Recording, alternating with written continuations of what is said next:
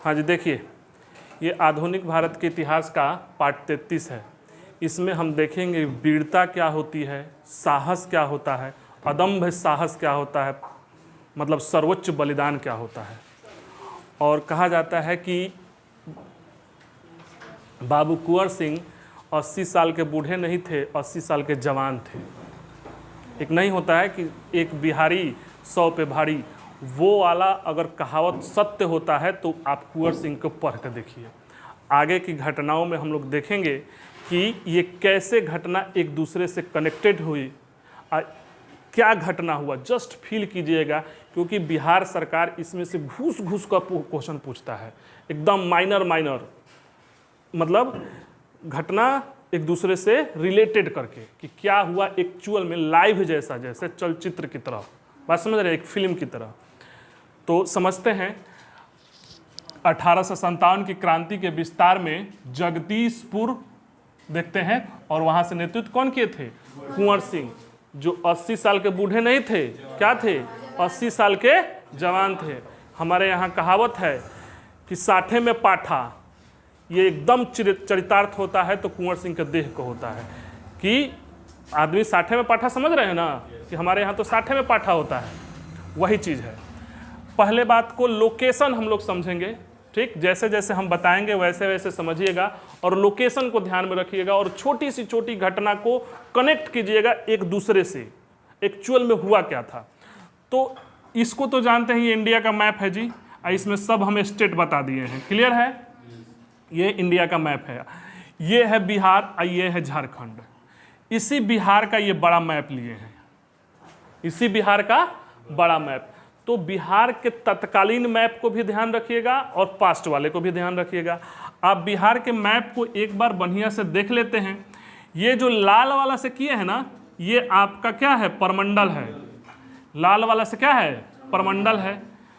और इसमें जो अलग अलग बातें हैं वो जिले हैं। आपको बिहार का पढ़ने के लिए या कोई भी पढ़ने के लिए आपको नक्शा बहुत अच्छी तरह से चाहिए, बात समझ रहे हैं, मतलब रीढ़ की हड्डी है जीएस का, इतना ध्यान रखना। तो परमंडल, ये कौन सा परमंडल है जी? बोलो ना। सारण परमंडल ये है त्रिहुत, ये है दरभंगा, ये है कोसी, ये है पूर्णिया। क्लियर है? बोलिए, जानते हैं तो बोलिए। ये है पटना, यहां से देखिए ये लाल वाला है ना, ये है पटना परमंडल।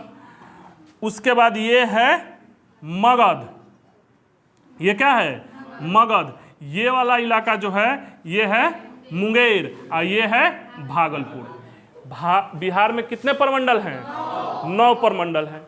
अब प्रत्येक परमंडल के जिला को देखते हैं। तो सारण परमंडल में 3 जिले, छपरा, सारण, सिवान, गोपालगंज। आप फिगर में देखिएगा लगभग ऐसा ही होगा। ये है त्रिहुत परमंडल में वैशाली, मुजफ्फरपुर, सीतामढ़ी, पूर्वी चंपारण, पश्चिमी चंपारण और शिवहर। क्लियर है? अब ये है दरभंगा परमंडल में मधुबनी, दरभंगा, समस्तीपुर। ये है कोसी परमंडल में सुपौल, मधेपुरा, सहरसा। और ये है पूर्णिया में एक तो पूर्णिया, ये है अररिया, ये किशनगंज और ये कटिहार। यानी ऊपर उत्तर बिहार में कितने परमंडल? 5 परमंडल। कौन कौन? सारण, त्रिहुत, दरभंगा, कोसी और पूर्णिया। अब नीचे देखिए, ये बंदूक की आकृति जैसा, एक क्वेश्चन पूछता है कि बंदूक की आकृति जैसा कौन सा परमंडल है? पटना। देखो इसको, देखो ऐसे है कि नहीं? तो ये भी क्वेश्चन पूछता है कि किस परमंडल की आकृति बंदूक की आकृति की जैसे है। अब देख लीजिए, देख रहे हैं कहां तक घुसा हुआ है। तो ये है पटना परमंडल। उसके बाद ये है आपका मगध, ये है मुंगेर, ये वाला, ये लाल वाला, और ये है ये पटना परमंडल में जिला देखिए, ये है पटना, ये है भोजपुर, आरा हेडक्वार्टर है भोजपुर, ये है बक्सर, ये कैमूर, ये है रोहतास ना। और ये है नालंदा, पटना प्रमंडल में भी नालंदा आता है। अब देखिए इसमें मगध में क्या है, ये औरंगाबाद, गया, ये है नवादा, ये है जहानाबाद, ये अरवल। ठीक, अब आ जाइए, ये कौन प्रमंडल है जी, मुंगेर में है देखिए बेगूसराय, लखीसराय, शेखपुरा, बेगूसराय, लखीसराय, शेखपुरा, खगड़िया, मुंगेर, और ये है जमुई। क्लियर है? और ये है बंका और भागलपुर। तो हाँ, भागलपुर, बंका। ठीक, तो ये आपको याद होना चाहिए, आगे आप लोग धीरे धीरे याद चाहिए, हम आपको एक व्यू के लिए बता दिए। अब देखिए ये सोन नदी जो है, ये सोन नदी औरंगाबाद रोहतास के बॉर्डर को बनाते हुए ये भोजपुर और पटना के समानांतर बहते हुए ये पटना में मनेर के पास जाकर मिलती है। ये जो चित्र है, ये लाल वाला, ये हरा वाला, ये है सोन नदी, ये ध्यान रखिएगा, ये है सोन नदी। क्लियर है? यहाँ तक ध्यान रखिए। अब आगे देखते हैं। तो पहले जान लेते हैं कुंवर सिंह के बारे में कि कुंवर सिंह कौन थे, उनका क्या था। ठीक, तो कुंवर सिंह का जन्म जो हुआ था वो 23 अप्रैल 1777 में हुआ था। कब हुआ था जी? 23 अप्रैल 1777, जगदीशपुर। ठीक, उनके पिता का नाम क्या था? साहबजादा सिंह। ठीक, माता का नाम पंचरतन कुंवर। ये पूछता है इसलिए हम बता रहे हैं, इसको ध्यान रखिएगा। और कुंवर सिंह जमींदार बने थे 1826 में। 1826 में ये जगदीशपुर के जमींदार बने। अब देखिए 1857 जब की क्रांति हो रही थी ना, तब ये 80 वर्ष की आयु में थे, और कहा जाता है 80 वर्ष की आयु में वृद्ध युवा क्रांतिकारी थे। वही कह रहे थे ना, 80 साल के बूढ़ा नहीं थे ये, 80 साल के जवान थे। आगे की घटनाओं में ये बात आपको सिद्ध होती हुई देखेंगी। अंग्रेजों को जो सबसे ज़्यादा चैलेंजिंग लगा ना, ये 80 साल के बूढ़े को, बूढ़े नहीं जवान को ही, 80 साल के जवान को पराजित करने में लगा। मतलब परेशान अगर सही में हुआ है ना, तो कुंवर सिंह से परेशान हुआ है। ठीक, अब ध्यान दीजिए, ये जो थे छापामार युद्ध और गुरिल्ला युद्ध के लिए फेमस थे। वही जैसे उधर मराठा में कौन, शिवाजी, उसी तरह के युद्ध के लिए ये फेमस थे। और जब जमींदार बने थे ना, तो ये किसानों और गरीब दुखिया के हितैषी थे। तो चूंकि अंग्रेज जो थे वो जमींदारों के माध्यम से अत्याचार कराते थे, तो इन्होंने लगान माफ कर दिया था अंग्रेजों के खिलाफ, और कुछ अंग्रेजों का बकाया था, तो अंग्रेजों से इनका खटपट था। बात समझ रहे हैं? जमींदार होते हुए भी ये अत्याचार नहीं करते थे, मतलब हितैषी थे, गरीब दुखिया को लेकर सबको मिलाकर चलने वाले थे। कृषि नहीं हुआ, बारिश नहीं हुआ, फिर भी अंग्रेज चाहते थे कि लगान दे, लगान हम दर भी बटाते थे, तो किसानों का ये अपने स्तर पर लगान माफ कर दिए थे। और किसानों का मतलब अंग्रेजों का कुछ बकाया भी था, इसलिए इनका खटपट था अंग्रेजों से। इतनी घटना ये कुंवर सिंह के बारे में ध्यान रखिए। क्लियर है? कोई दिक्कत किसी को यहाँ तक समझने में? अब आगे की घटना देखिए। आगे की अगर पूछे कि बिहार में 1857 की क्रांति का कब प्रारंभ हुआ फर्स्ट, तो उस समय बिहार और झारखंड एक था। ठीक, जस्ट लोकेशन में भी यहाँ पे ही देवघर है। हम झारखंड का पिक्चर नहीं बनाए हैं, यहीं पे देवघर है। तो बिहार में 12 जून 1857 को बिहार में 1857 की क्रांति का प्रारंभ हुआ। आप ध्यान दीजिए थोड़ा सा, 12 जून यानी आप ऐसे कह लीजिए 29 मार्च को तो कहाँ, 29 मार्च को बैरकपुर, 10 मई को मेरठ, 12 मई को दिल्ली। मई में होगा, मई में 10 और 12। ठीक, अब मई जून यानी छठा महीना में आ जाइए। 4 को कहाँ, लखनऊ, 5 को कानपुर, 5 को झांसी। यानी जून में, यानी छठा महीना में 4, 5, 5 यानी 4 किसको बोल रहे हैं? लखनऊ, कानपुर, झांसी। और जूने में 12 को देवघर। यानी आप ऐसे याद रखोगे कि छठा महीना में ही विशेष तौर से विस्तार हुआ 5 गो। तो 12 जून को ये देवघर की घटना है, रोहिणी ग्राम। ये भी याद रखिएगा, देवघर में रोहिणी ग्राम। इस सैनिक विद्रोह हुआ था, 3 सैनिकों ने विद्रोह किया था, ठीक इसको। और ये सैनिक जो विद्रोह किए थे वो 30वीं रेजिमेंट के थे। ये भी पूछता है, वो जो थे मंगल पांडे 34वीं बंगाल इन्फेंट्री ना, बंगाल नेटिव इन्फेंट्री BNI, ये भी ध्यान रखना है, ठीक। ये 30वीं। और इस देवघर की घटना को जो दमन करने वाला था वो मेजर था मैकडोनाल्ड। ये ध्यान रखिएगा, कौन है ये घटना, देवघर की घटना को मैकडोनाल्ड ने इसको दमन कर दिया।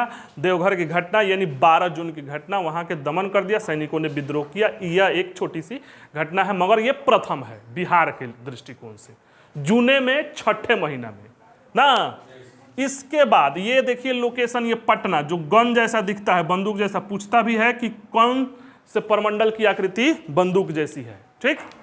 तो ये है पटना, यहां से ये तीर ले गए हैं, ध्यान रखिएगा। पटना, पटना में 3 जुलाई ये हो गया, यानी अब डेट बदल गया, महीना बदल गया। जुलाई यानी 7वां महीना है ना।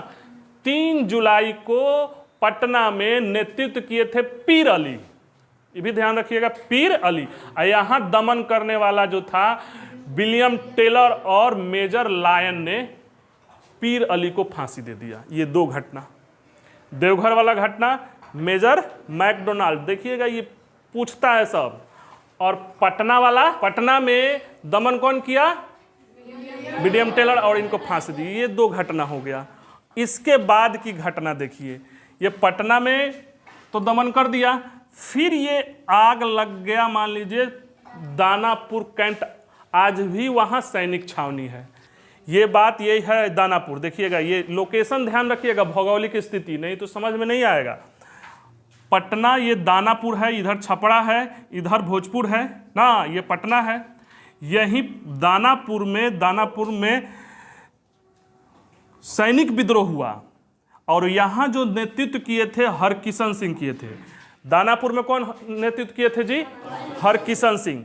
हरकिशन सिंह, और सैनिक विद्रोह हुआ, और ये सैनिक विद्रोह करके सोन नदी को पार करके, इसीलिए ये बताए थे, देखिए ये है दानापुर, ये जो नदी आ रही है पार करते हुए सोन नदी ना, और ये मनेर के पास मिल रही है, तो ये दानापुर है। या दानापुर से ये कहाँ चले गए? सोन नदी को पार किए, और सोन नदी को पार करके पहुंच गए जगदीशपुर, शाहबाद जिला। अब ये शाहबाद जिला खोजिएगा तो मिलेगा नहीं किताब में, मगर उस समय है सोन नदी है ना, इस सोन नदी के इस वाले को ये सब, यानी भोजपुर, बक्सर, रोहतास, कैमूर, ये सब आते थे शाहबाद जिला में। तो ये सोन नदी को पार करेंगे तो कहां पहुंच जाएंगे? शाहबाद जिला। तो दानापुर में सैनिक विद्रोह हुआ, सोन नदी को पार करके सैनिक कहां पहुंच गए? शाहबाद जिला। यहां के जमींदार थे बाबू कुंवर सिंह, और ये सैनिकों ने यहां पहुंचकर सोन नदी को पार करके जगदीशपुर पहुंचकर नेतृत्व सौंप दिया बाबू कुंवर सिंह को, वीर कुंवर सिंह। बाबू इनको लोग प्यार से कहते थे, वीर कुंवर सिंह को ये नेतृत्व सौंप दिए। अब देखिए थोड़ा सा सोचिए, सैनिक है ये है, ठीक, सैनिक मिलिए गया यहां से दानापुर से, नेतृत्व मिलिए गया, तो फर्स्ट काम क्या करेंगे? आप ये भी सोचो कि जैसे हमारे पास है, हमारे पास नेतृत्व लीडरशिप मिल गया और प्लस सैनिकों मिल गया, तो अब तो कुछ तो करेंगे हम। तो उस समय ये क्या किए? पहला काम किए ये कि आरा किला पर हमला किया और आरा किला फतेह कर लिए। जगदीशपुर में ही जाओगे ना तो आरा किला है एक। तो पहले होता ये था कि जैसे आज भी डीएम आवास है, तो पहले, आज भी देखिएगा डीएम आवास पुराना है, बहुत आलिशान है, तो पहले अंग्रेज वहां रहते थे और वहीं से कंट्रोल करते थे।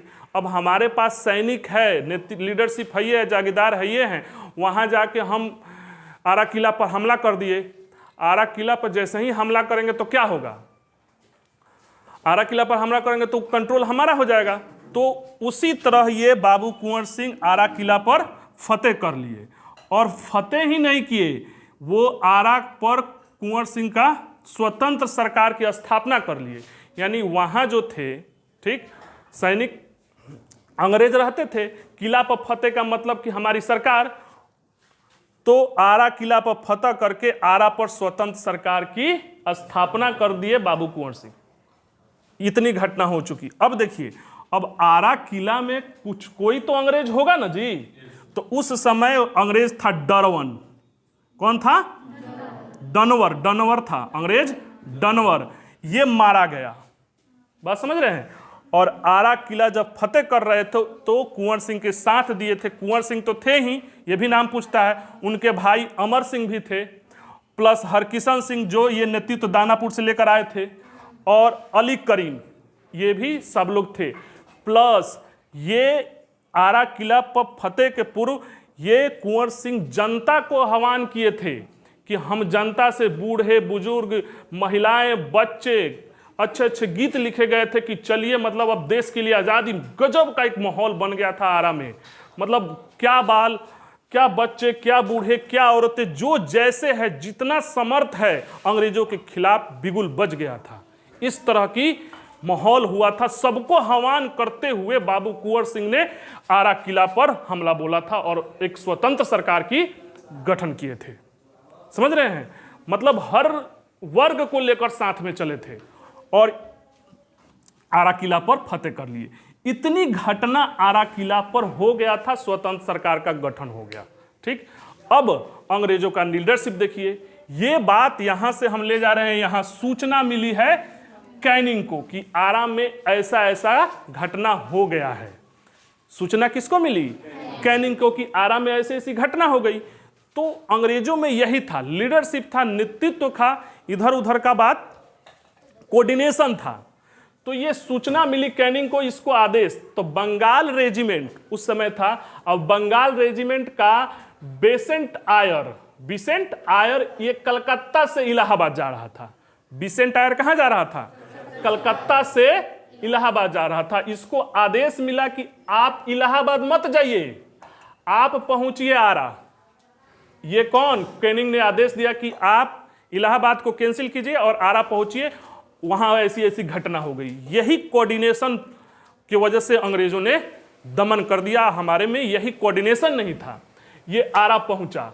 आरा पहुंचने के बाद पूछा जाता है कि बिहियां, ये आप अभी भी जाइएगा ना आरा 0 माइल से जगदीशपुर की ओर, तो उसी रास्ते में बिहियां और बीबीगंज पड़ता है।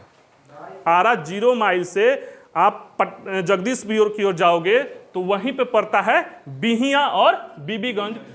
तो आयरकूट के साथ डायरेक्ट युद्ध हुआ बिहियां और बीबीगंज में कुंवर सिंह के साथ। यहां से वो युद्ध जीत भी रहे थे, मगर वो सोचे कि यहां हम फंसेंगे तो फंस जाएंगे। यहां से वो किसी तरह निकले और बाबू कुंवर सिंह बिहियां से निकलकर सीधा कालपी पहुंचे। आप पीछे से कनेक्ट कीजिएगा। कालपी में नाना साहेब से मिले, तात्या टोपे से मिले। बात समझ रहे हैं?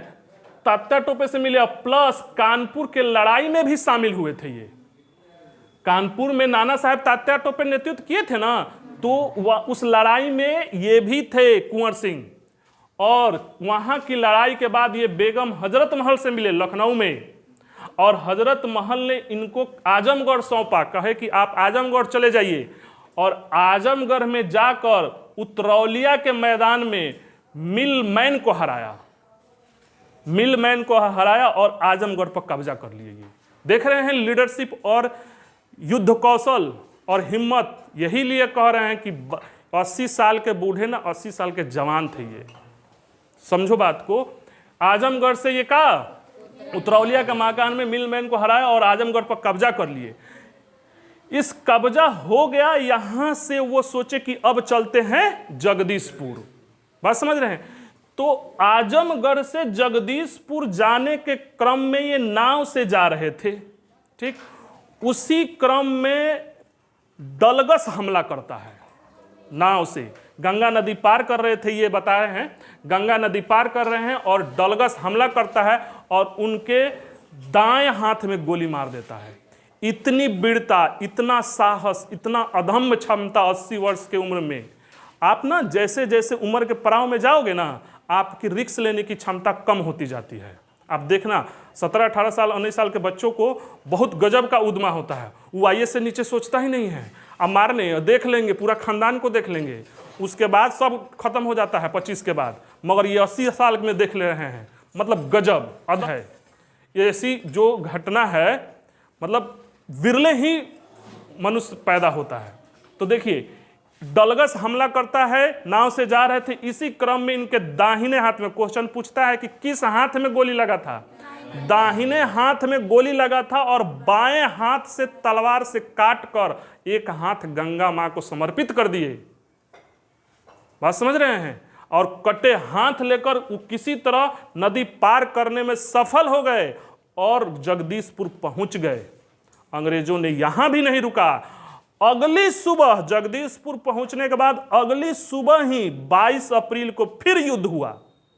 मतलब आज रात को पहुंचे, अगली सुबह फिर युद्ध, हाथ कटा हुआ है, ब्लडिंग तो हो रहा होगा।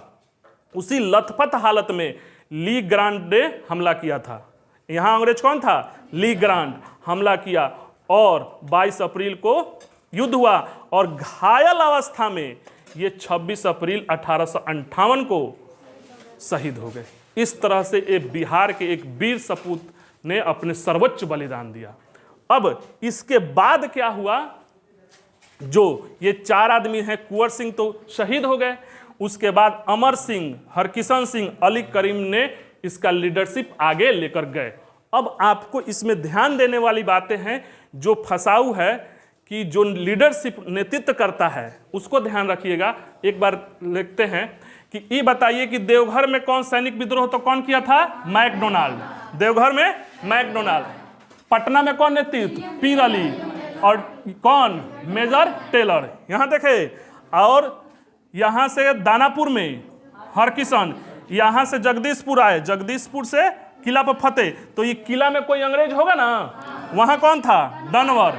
ये सब हो गया, ठीक। इसके बाद सूचना कैनिंग को मिलता है कि तो किसको कैनिंग आदेश देता है?